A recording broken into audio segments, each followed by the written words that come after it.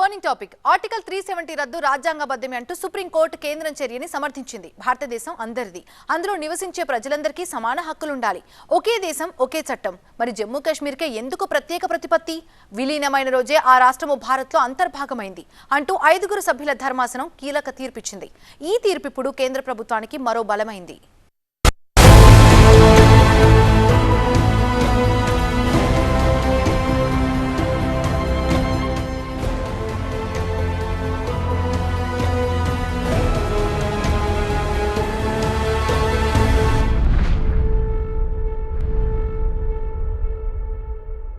స్వతంత్ర భారతదేశంలో సుప్రీంకోర్టు ఎన్నో కేసులు విచారించింది, తీర్పిచ్చింది.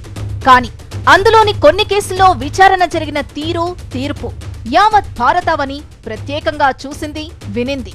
ఉత్కంఠతో సుప్రీం నిర్ణయం ఎలా ఉంటుందా అని ఎదురుచూసింది. అలా ఎదురుచూసిన కేసుల్లో ఇప్పుడు ఆర్టికల్ 370 రద్దు.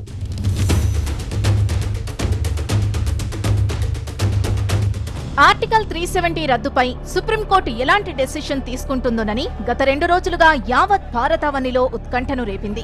ముఖ్యంగా జమ్మూ కాశ్మీర్లో ప్రత్యేక పరిస్థితులు కనిపించాయి. సున్నిత ప్రాంతాల్లో గట్టి బందోబస్తు ఏర్పాటు చేశారు. ఇలాంటి అవాంఛనీయ సంఘటనలు జరగకుండా సమస్యాత్మక ప్రాంతాల్లో నిఘాను కట్టుదిట్టం చేశారు. అలాగే తీర్పు ఎలా వచ్చినా స్వాగతించాల్సిందేనని మానసికంగా ఆయా రాజకీయ పార్టీలతో పాటు ఆయా మత సంస్థలు ప్రజల్ని ముందే సంసిద్ధం చేశాయి. ఇలాంటి భావోద్వేగ పరిస్థితుల మధ్య 5 సభ్యులతో కూడిన ధర్మాసనం చారిత్రాత్మక తీర్పిచ్చింది. ఆర్టికల్ 370 రద్దు రాజ్యాంగబద్ధమేనని తీర్పునిచ్చింది. ఎప్పుడైతే భారతదేశంలో జమ్మూ కాశ్మీర్ విలీనమైందో అప్పుడే అంతర్గత సార్వభౌమాధికారం ఆ రాష్ట్రానికి లేదని వివరించింది. అంటే భారతదేశంలో ఒక్కసారి విలీనమయ్యాక ఏ రాష్ట్రానికి కూడా సావర్నిటీ ఉండదు, దేశానికి మాత్రమే ఉంటుంది. అందువల్ల జమ్మూ కాశ్మీర్కి ఏ విధంగానూ సావర్నిటీ ఉండదు. ఇక సావర్నిటీ సార్వభౌమాధికారమే లేనప్పుడు జమ్మూ కాశ్మీర్ ప్రభుత్వ అనుమతితోనే కేంద్రం చర్య తీసుకోవాలన్న వాదనను సుప్రీంకోర్టు తోసిపుచ్చింది. అలాగే జమ్మూ కాశ్మీర్ కాన్సెంట్ అసెంబ్లీ కూడా ఇప్పుడు లేదు కాబట్టి అసలు దాని రికమెండేషన్ అన్న ప్రశ్నే ఉత్పన్నం కాదు. అందువల్ల భారత ప్రభుత్వానికి చర్య తీసుకునే హక్కు ఉంటుందన్నది సుప్రీం వాదన. ఒక్క ముక్కలో చెప్పాలంటే భారత ప్రభుత్వం తనకున్న అధికారాల్ని వినియోగించుకొని ఆర్టికల్ 370ని నిరుపయోగంగా మార్చింది. అది కూడా రాజ్యాంగబద్ధంగానే అన్నది సుప్రీం తీర్పు సారాంశం. అలాగే ఆర్టికల్ 371 ప్రకారం దేశంలోని కొన్ని రాష్ట్రాలకు కూడా ప్రత్యేక ప్రతిపత్తి ఉంది. అయితే ఇది ఆ రాష్ట్రాలకిచ్చిన సార్వభౌమాధికారం కాదని, కేవలం ఆయా రాష్ట్రాల్లో ఉన్న ప్రత్యేక పరిస్థితుల్ని బట్టి ఇచ్చిన ప్రత్యేక ప్రతిపత్తి మాత్రమేనని సుప్రీంకోర్టు పేర్కొంది.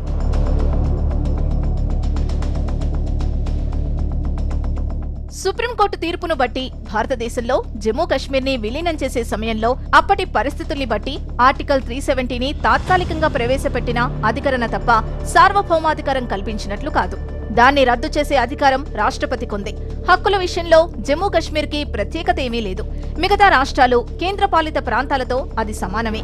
ఆర్టికల్ 1, ఆర్టికల్ 370 ప్రకారం జమ్మూ కాశ్మీర్ భారత్లో అంతర్భాగమే అని భారత ప్రధాన న్యాయమూర్తి జస్టిస్ డివై చంద్రచూడ్ తీర్పును వెలువరించారు. జమ్మూ కాశ్మీర్ నుంచి లద్దాఖ్ను విభజించి దాన్ని కేంద్రపాలిత ప్రాంతంగా ప్రకటించడాన్ని కూడా సుప్రీంకోర్టు సమర్థించింది. 2024 సెప్టెంబర్ 30వ తేదీలోగా జమ్మూ కాశ్మీర్లో అసెంబ్లీ ఎన్నికలు నిర్వహించేలా కేంద్ర ఎన్నికల సంఘం చర్యలు చేపట్టాలని ఆదేశించింది.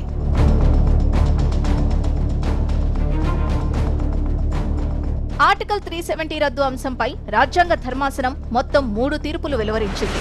CJI Chandrachud, justice Gavai, justice Suryakant కలిసి ఒక తీర్పు వెలువరించగా జస్టిస్ సంజయ్ కిషన్ కౌల్, జస్టిస్ సంజీవ్ ఖన్నా మరో 2 తీర్పుల్ని వెల్లడించారు. ఈ సందర్భంగా జస్టిస్ కౌల్ తన తీర్పును వెలువరిస్తూ జమ్మూ కాశ్మీర్లో చోటు చేసుకున్న మానవ హక్కుల ఉల్లంఘనలపై దర్యాప్తు జరగాలని అన్నారు. ఇందుకోసం ఓ కమిటీని ఏర్పాటు చేయాలని సూచించారు. 1980 నుంచి జమ్మూ కాశ్మీర్లో జరుగుతున్న మానవ హక్కుల ఉల్లంఘనలు, హింసాత్మక ఘటనలపై ఈ కమిషన్ దర్యాప్తు చేపట్టాలని పేర్కొన్నారు.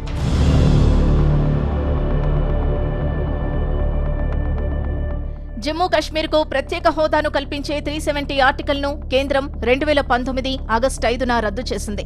దీనిపై న్యాయవాది మనోహర్ లాల్ శర్మ ఆర్టికల్ 370 యొక్క రాజ్యాంగబద్ధతను సవాల్ చేస్తూ ఆర్టికల్ 32 కింద పిటిషన్ దాఖలు చేశారు. ఆయనతో పాటు జమ్మూ కాశ్మీర్కి చెందిన పలు పార్టీలు సుప్రీంకోర్టులో పిటిషన్లు దాఖలు చేశాయి. పిటిషనర్లు స్థూలంగా 2 సవాళ్లను లేవనెత్తారు. మొదటి సవాలు రాష్ట్రపతి ఉత్తర్వుల రాజ్యాంగబద్ధతకు సంబంధించింది. రెండో సవాలు జమ్మూ కశ్మీర్ రాష్ట్రాన్ని 2 కేంద్రపాలిత ప్రాంతాలుగా విభజించడాన్ని.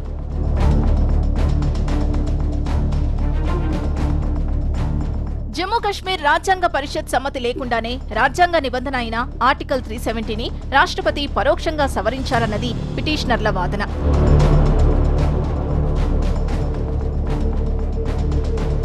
రెండు 2019 నుంచి కేసు విచారణ ఎలా సాగిందో చూస్తే కేంద్రం ఆర్టికల్ 370ని రద్దు చేయగానే మరుసటి రోజే రద్దును సవాల్ చేస్తూ సుప్రీంకోర్టులో పిటిషన్లు దాఖలయ్యాయి.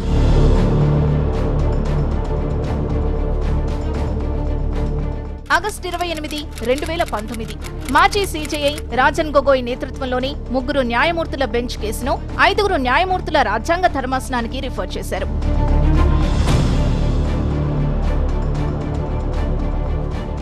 అక్టోబర్ 1, 2019 జస్టిస్ ఎన్వి రమణ, ఎస్కే కౌల్, ఆర్ సుభాష్ రెడ్డి, బిఆర్ గవాయ్, సూర్యకాంత్లతో కూడిన 5 సభ్యుల రాజ్యాంగ ధర్మాసనం కేసును నవంబర్ 14, 2013 నుంచి విచారించాలని నిర్ణయించింది.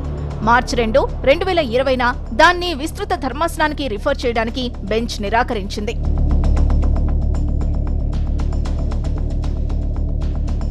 జూలై 11, 2023 సీజేఐ చంద్రచూడ్ నేతృత్వంలోని రాజ్యాంగ ధర్మాసనం కేసును ఆగస్టు 2, 2023 నుంచి విచారించాలని నిర్ణయించింది.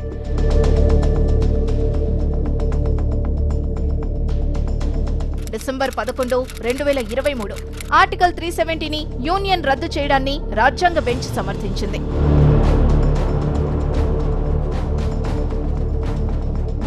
సో సుప్రీం తీర్పుతో ఆర్టికల్ 370 రద్దుపై ఇక నుంచి రాజ్యాంగబద్ధమైన సవాళ్లు ముగిసినట్లే. ఇప్పటికే Jammu Kashmir reservation bill 2023, Jammu Kashmir reorganisation bill 2023ని కేంద్ర ప్రభుత్వం లోక్సభలో ప్రవేశపెట్టింది. 2 బిల్లుల్ని ఆమోదించడంతో రాజ్యసభలో సోమవారం చర్చకొచ్చింది.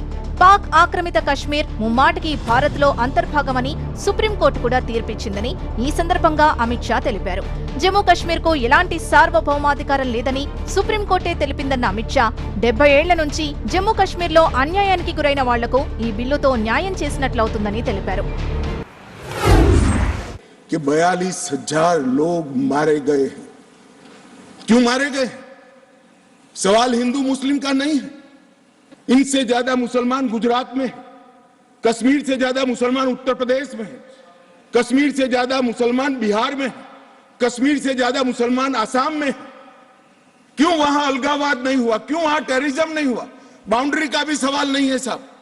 कई ऐसे राज्य हैं, राजस्थान की बाउंड्री भी पाकिस्तान से लगती है, गुजरात की बाउंड्री भी पाकिस्तान से लगती। क्यों हुआ? क्योंकि धारा 370 अलगाववाद को बल देती थी और अलगाववाद के कारण आतंकवाद खड़ा हुआ। ये समझना ही नहीं था। अभी भी मैं कहता हूं, वापिस आइए, वरना जितने बचे हो इतने भी नहीं बचोगे।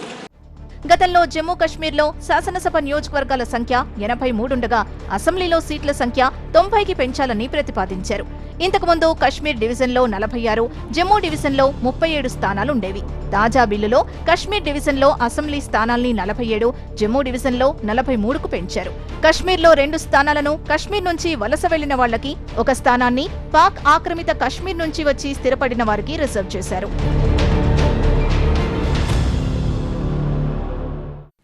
జమ్మూ కాశ్మీర్ భారతదేశానికి ప్రత్యేకమైంది. అందుకని ప్రత్యేక హోదా ఎందుకు? జమ్మూ కాశ్మీర్ భారతదేశంలో అంతర్భాగమైన అక్కడి పౌరసత్వం మిగతా భారతీయుల కంటే ఎందుకు భిన్నం? ఒకే దేశంలో ఉన్నప్పుడు ఒకే చట్టం ఉండాలిగా. జమ్మూ కాశ్మీర్లకి ఎందుకు స్పెషల్ అన్న వాదన నుంచి పుట్టిందే ఆర్టికల్ 370 రద్దు. అసలు ఆర్టికల్ 370 ఎందుకు పుట్టింది, ఎలా పుట్టింది, ఇప్పుడు ఎలా ముగిసింది?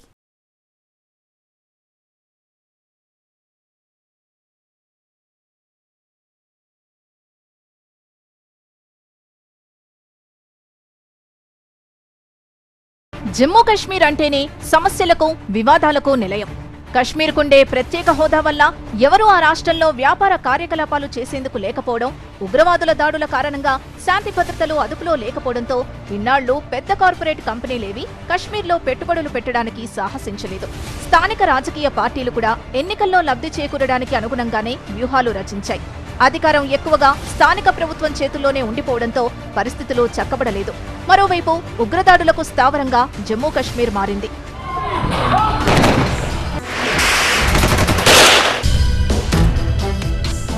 పైగా ఎప్పటికైనా పక్కలో బల్లెం పాకిస్తాన్. జమ్మూ కశ్మీర్లోని ప్రత్యేక పరిస్థితుల్ని వాడుకొని లబ్ధి పొందాలని గోతికాడ నక్కలా ఎదురు చూస్తూ ఉంది. అందుకే కేంద్రానికి ఆర్టికల్ 370 రద్దు అనివార్యమైంది.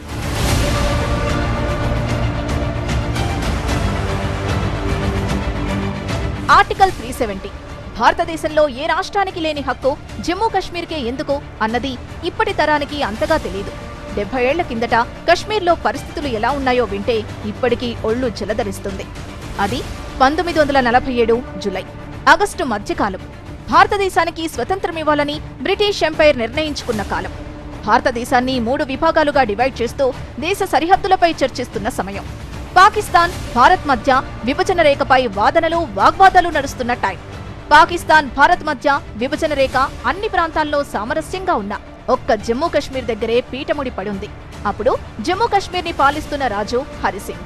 బ్రిటిష్ పాలన నుంచి 1947లో భారత్ విముక్తి పొందిన తర్వాత దేశంలో చాలా చిన్న చిన్న రాజ్యాలు ఉండేవి. ఈ క్రమంలోనే వాటన్నిటినీ భారత యూనియన్లో కలిపేందుకు అప్పటి భారత ప్రభుత్వం చర్యలు చేపట్టింది. జమ్మూ రాజు హరిసింగ్తో భారత ప్రభుత్వం సంప్రదింపులు జరుపుతున్నా అవి అంత సఫలీకృతం కాలేదు. పైగా హిందూ రాజుల పాలనలో ఎంతో మంది తమవారు ఊచకోతకు గురయ్యారన్న భావనలో అప్పటి ముస్లిం కమ్యూనిటీ ఉండేది. దీంతో కశ్మీర్లో అంతర్గత చిచ్చు రేగింది. జనం రోడ్ల మీదకొచ్చి అప్పటి మహారాజు హరిసింగ్కు భారత ప్రభుత్వానికి వ్యతిరేకంగా ఆందోళనలు చేశారు. దీంతో భారతదేశంలో విలీనం చేసేందుకు రాజు పట్టాన ఒప్పుకోలేదు. మరోవైపు పాకిస్తాన్ మాత్రం ఇది తమ సరిహద్దు, ఇందులో తమకో భాగం ఉందంటూ వితండంగా వాదిస్తూ వచ్చింది. చివరకు అక్టోబర్ 26, 1947న జమ్మూ కశ్మీర్ను మహారాజా హరిసింగ్ భారత్ యూనియన్లో విలీనం చేయడానికి అంగీకరించారు. అయితే మహారాజా హరిసింగ్ కొన్ని షరతులు విధించారు. ఇందులో భాగంగానే 3 అంశాలను ప్రధానంగా ప్రస్తావిస్తూ ఇన్స్ట్రుమెంట్ ఆఫ్ యాక్సేషన్ పై సంతకం చేశారు. అందులో మొదటిది విదేశీ వ్యవహారాలు, రెండోది రక్షణ, మూడోది కమ్యూనికేషన్స్. 1949 అక్టోబర్ 17న కశ్మీర్కు ప్రత్యేక హోదా కల్పిస్తూ రాజ్యాంగ సభ రాజ్యాంగంలో 370 అధికరణను చేర్చింది. కశ్మీర్కు స్వతంత్ర ప్రతిపత్తిని శాశ్వతంగా ఉంచాలని, తాత్కాలిక పద్ధతుల్లో హక్కులు ఇవ్వకూడదన్న అప్పటి జమ్మూ కశ్మీర్ ప్రధానిగా ఉన్న అబ్దుల్లా వాదనను కేంద్రం పట్టించుకోలేదు. 1952లో జరిగిన ఢిల్లీ ఒప్పందంతో రాజరికం రద్దయింది. 1954లో 35A నిబంధన జరిగింది. 1956లో జమ్మూ కశ్మీర్ ప్రత్యేక రాజ్యాంగానికి ఆమోదం లభించింది. చివరికి 370 అధికరణం ద్వారా జమ్మూ కశ్మీర్కు ప్రత్యేక ప్రతిపత్తి లభించింది. అయితే ఈ ప్రత్యేక ప్రతిపత్తిని రాజ్యాంగంలో 368(1) అధికరణం ద్వారా సవరించే వెసులుబాటును కూడా రాజ్యాంగం కల్పించింది. ఆర్టికల్ 370 ప్రకారం రక్షణ, విదేశీ వ్యవహారాలు, ఫైనాన్స్ అండ్ కమ్యూనికేషన్ల విషయంలో మినహా జమ్మూ కశ్మీర్ దేశంలో అమలయ్యే చట్టాల్ని వర్తింపజేయాలంటే ఆ రాష్ట్ర ప్రభుత్వం ఆమోదం తప్పనిసరిగా ఉండాలి. అంటే భారత పార్లమెంట్ ఆమోదించిన ఏ చట్టమైనా జమ్మూ కశ్మీర్లో అమలు చేయాలన్నా స్థానిక ప్రభుత్వం నుంచి ఆమోదం అవసరం ఉంటుంది. వీటితో పాటు జమ్మూ కశ్మీర్ ప్రజలకు కొన్ని రక్షణలు కల్పించారు. భారత రాజ్యాంగంతో పాటు జమ్మూ కశ్మీర్కు మరో ప్రత్యేక రాజ్యాంగం కూడా ఉంటుంది. జమ్మూ కశ్మీర్ పౌరుల పౌరసత్వం, ఆస్తి యాజమాన్యం, ప్రాథమిక హక్కుల చట్టం మిగిలిన భారత పౌరులతో పోల్చితే భిన్నంగా ఉంటుంది. ఈ ఆర్టికల్ 370 ప్రకారం ఇతర రాష్ట్రాలకు చెందినవారు జమ్మూ కశ్మీర్లో ఆస్తిని కొనుగోలు చేయలేరు. ఇక జమ్మూ కశ్మీర్లో ఆర్థిక అత్యవసర పరిస్థితిని ప్రకటించే అధికారం కూడా కేంద్రానికి ఉండదు. ఆర్టికల్ 370 అంగీకారం తర్వాత కొన్ని షరతులతో జమ్మూ కశ్మీర్ భారత్లో విలీనమైంది. ఆ తర్వాత నుంచి భారత్ పాక్ల మధ్య ఘర్షణ మరింత పెరిగింది. అయితే భారత్లో జమ్మూ కశ్మీర్ అంతర్భాగమైన భారత చట్టాలు అక్కడ అమలు కాకపోవడంతో చాలా మంది దీన్ని వ్యతిరేకిస్తూ వచ్చారు. దేశంలో ఉండే ప్రజలందరికీ ఒకే రకమైన హక్కులు, అధికారాలు ఉండాలనే వాదనలు తీవ్రమయ్యాయి. ఈ క్రమంలోనే జమ్మూ కశ్మీర్కు ప్రత్యేక ప్రతిపత్తిని కల్పించే ఆర్టికల్ 370 సహా ఇతర చట్టాల్ని రద్దు చేయాలనే డిమాండ్ తెరపైకొచ్చింది. జమ్మూ కశ్మీర్ అభివృద్ధికి ఆర్టికల్ 370 అడ్డుగా ఉందని మరికొందరు వాదించారు. 2018 ఎన్నికలకు ముందు బీజేపీ మళ్లీ అధికారంలోకి వస్తే ఆర్టికల్ 370ని రద్దు చేస్తామని నరేంద్ర మోదీ నేతృత్వంలోని బీజేపీ హామీ ఇచ్చింది. హామీ ప్రకారం 2019 ఆగస్టు 5వ తేదీన ఆర్టికల్ 370ని రద్దు చేస్తున్నట్లు సంచలన ప్రకటన చేసింది. జమ్మూ కశ్మీర్ రాష్ట్రానికి ప్రత్యేక ప్రతిపత్తిని కల్పించే భారత రాజ్యాంగంలోని ఆర్టికల్ 370, ఆర్టికల్ 35Aలను రద్దు చేస్తున్నట్లు కేంద్ర హోంశాఖ మంత్రి అమిత్ షా ప్రకటించారు. కశ్మీర్ భారత్లో విలీనమైన 72 ఏళ్ల తర్వాత ఆ రాష్ట్రాన్ని విభజించడం జరిగింది. గతంలో కేంద్రపాలిత ప్రాంతాల్ని రాష్ట్రాలుగా మార్చారు. కానీ ఓ రాష్ట్రాన్ని రెండుగా విభజించి కేంద్రపాలిత ప్రాంతాలుగా మార్చడం దేశ చరిత్రలో ఇదే తొలిసారి. జమ్మూ కశ్మీర్ కేంద్రపాలిత ప్రాంతంగా మారడంతో దేశంలో రాష్ట్రాల సంఖ్య 28కి తగ్గగా కేంద్రపాలిత ప్రాంతాల సంఖ్య 9కి పెరిగింది. అయితే ఆర్టికల్ 370 రద్దును కొంతమంది స్వాగతించగా మరికొందరు తీవ్రంగా వ్యతిరేకించారు. దీంతో ఆర్టికల్ 370 రద్దును సవాలు చేస్తూ వివిధ అంశాల్ని ప్రస్తావిస్తూ ఎంతో మంది న్యాయస్థానాలను ఆశ్రయించారు. దీనిపై మొత్తం 23 పిటిషన్లు దాఖలు కాగా వాటన్నిటినీ కలిపి సుప్రీంకోర్టు 5 సభ్యుల రాజ్యాంగ ధర్మాసనం సుదీర్ఘ విచారణ జరిపి తాజాగా తీర్పును వెలువరించింది. Justice Sanjeev Khanna has concurred with both the judgments. The reference before the Constitution bench raises the following questions for determination. A. Whether the provisions of Article 370 were temporary in nature or whether they acquired a status of permanence in the Constitution. B. Supreme court తీర్పుతో ఇప్పుడు జమ్మూ కశ్మీర్లో భారత పౌరులు స్వేచ్ఛగా వ్యాపారాలు చేసుకోవచ్చు, ఆస్తులపై పెట్టుబడులు పెట్టవచ్చు. ఇటు సుప్రీంకోర్టు ఇచ్చిన తీర్పును భారత ప్రధాని నరేంద్ర మోదీ ప్రశంసించారు. ఇది చారిత్రాత్మక నిర్ణయమని పేర్కొన్నారు. ఈ తీర్పు జమ్మూ కశ్మీర్, లడఖ్ ప్రజలకు ఆశాజనకంగా ఉండడమే కాకుండా వారి పురోగతికి, ఐక్యతకు దోహదపడుతుందని తాను భావిస్తున్నట్లు ప్రధానమంత్రి ట్విట్టర్లో పేర్కొన్నారు. మరోవైపు సుప్రీం తీర్పుపై జమ్మూ కశ్మీర్లోని పార్టీలు భిన్నంగా స్పందించాయి. సుప్రీం డెసిషన్తో నిరాశ చెందారు, కానీ నిరుత్సాహపడలేదంటూ నేషనల్ కాన్ఫరెన్స్ లీడర్, మాజీ ముఖ్యమంత్రి ఒమర్ అబ్దుల్లా ట్వీట్ చేశారు. ఇక్కడి వరకు చేరుకోవడానికి బీజేపీకి దశాబ్దం పట్టిందని, ఇంకా తమ పోరాటం కొనసాగుతుందన్నారు ఒమర్. సుప్రీంకోర్టు తీర్పుతో తాము ధైర్యం కోల్పోమన్నారు పీడీపీ అధినేత్రి, మాజీ ముఖ్యమంత్రి మెహబూబా ముఫ్తీ. జమ్మూ కశ్మీర్ ప్రజలు నిరాశ చెందరని, తమ గౌరవం కోసం తమ పోరాటం కొనసాగుతుందన్నారు ముఫ్తీ. हिम्मत मत हारो, उम्मीद मत छोड़ो। जम्मू कश्मीर ने बहुत सारे उतार चढ़ाव देखे हैं। सुप्रीम कोर्ट का आज का फैसला ये एक पड़ाव है, मुश्किल ही सही पर पड़ाव है, ये मंजिल नहीं है हमारी। इसको मंजिल समझने की गलती मत करो। हमारे मुखालफिन चाहते हैं कि हम उम्मीद छोड़ के, दिल बर्दाश्ता होके शिकस्त को तस्लीम करें, पर ऐसा नहीं होना है।